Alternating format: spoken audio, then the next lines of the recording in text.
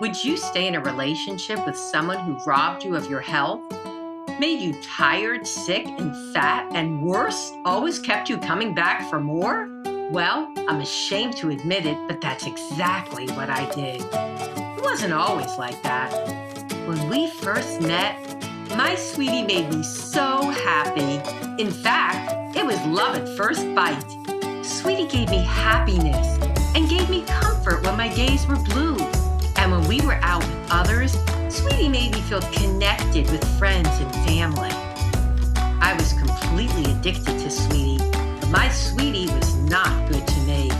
Sweetie was causing me to gain weight and feel tired and grouchy. My Sweetie changed his form often, so I wouldn't know how addicted I was, even posing as a healthy treat.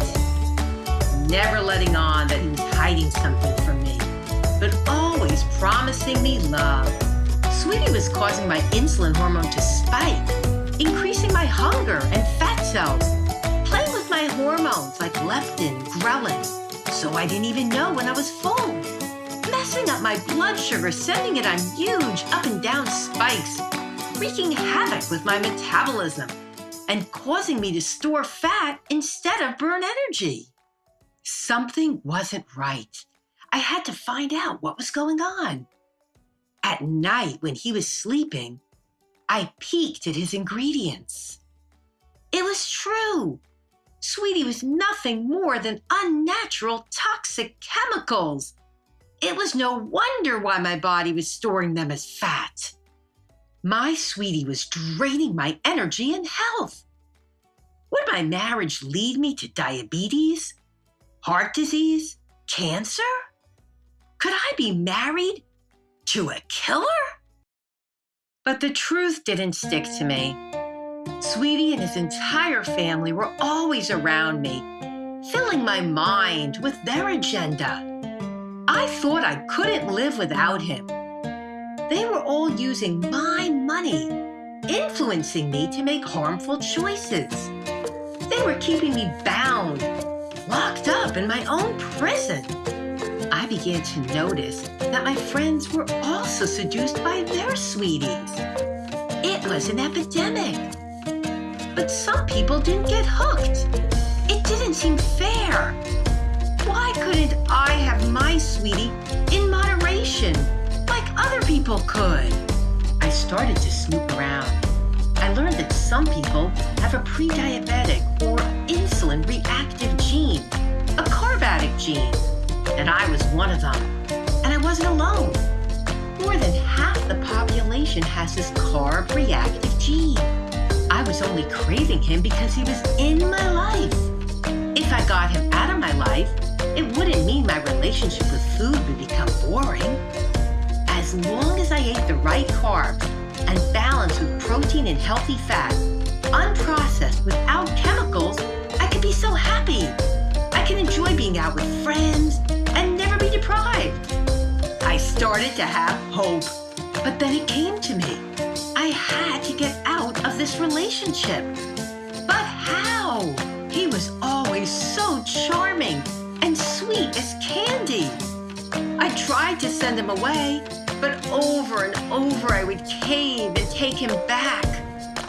I felt so ashamed and pathetic. I wanted Sweetie out, but I worried that my life without Sweetie would be empty. After all, I wanted to enjoy life. Sweetie was always in my life. Everything reminded me of him. I tried to compensate the relationship. I tried diet pills. They didn't work. I wasted so much money on supplements and vitamins, promising me weight loss and health results. I had tried working out, exercising to exhaustion. With Sweetie still in my life, nothing I tried did anything. Counting calories, counting points, counting carb grams, going to meetings. I knew I would just end up where I started. Frustrated, addicted, and unhealthy. When I started to think about how brainwashed I was by Sweetie, I realized that I needed to get control of my own mind. so that I could actually prefer healthy food and be free from Sweetie and his toxic family. I had to set my mind right and start my sugar divorce. See my life in a new way. Younger, happier, healthier, at my ideal weight, and feeling my best. I had to cleanse my mind of old emotional attachments and cleanse my body of toxins. I found the secret I've been looking for. I did it! I threw him out the door and didn't even say goodbye. I was finally free. My life got so good. I started to feel healthier, thinner, and happier. I started dating again and met a wonderful man. And soon I had a beautiful family. How'd I do it? People would often ask me, "Where's your ex?" I told them that I realized that he was no good for me, like an allergy. I needed to cut him out completely. Nobody could argue with an allergy. This way, I didn't have to explain myself or deal with well-meaning friends constantly trying to get me to go back with him. Sweet, sweet freedom. I never even missed my ex. When you divorce sugar, you'll also divorce the rest of the family and save tons of money. You'll actually prefer less food and healthy food. Whole, real, clean, unprocessed food that tastes great. That's what you'll crave. After I got healthy, I wanted to help other people who were trapped by sugar addiction. It was the start of a new journey.